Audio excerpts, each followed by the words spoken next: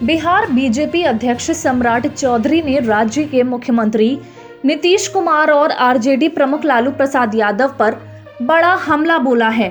सम्राट चौधरी ने कहा कि नीतीश कुमार के बिहार में मुखिया का चुनाव नहीं जीतेंगे।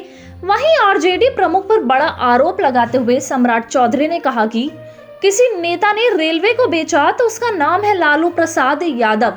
लालू यादव ने रेल मंत्री रहते हुए पूरे रेलवे को बेचकर बर्बाद कर दिया। पटना में सोमवार को पत्रकारों के साथ बातचीत के दौरान ये बातें कही।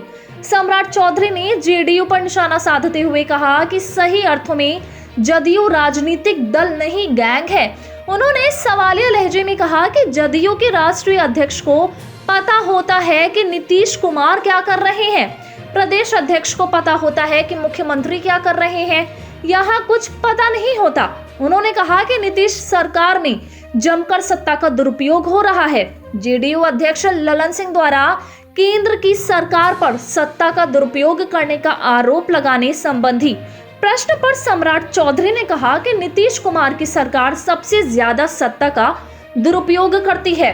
उन्होंने सवाल करते हुए कहा कि नीतीश कुमार के कार्यक्रम में कहीं भीड़ जुटता है क्या। उन्होंने साफ लहजे में कहा कि सत्ता का दुरुपयोग कर भीड़ जुटाने के लिए जीविका की महिलाओं का इस्तेमाल किया जाता है और आशा कार्यकर्ताओं को बुलाया जाता है। सम्राट चौधरी ने कहा कि नीतीश कुमार की सरकार अगर सत्ता का दुरुपयोग नहीं करे तो जमानत जब्त हो जाएगी।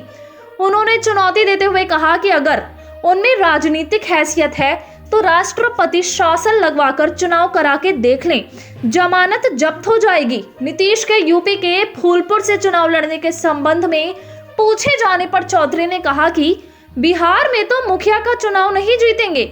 उन्होंने चुनौती देते हुए कहा कि बिहार की किसी भी सीट पर चुनाव लड़कर दिखा दें, भाजपा का एक कार्यकर्ता उनकी जमानत जब्त करा देगा।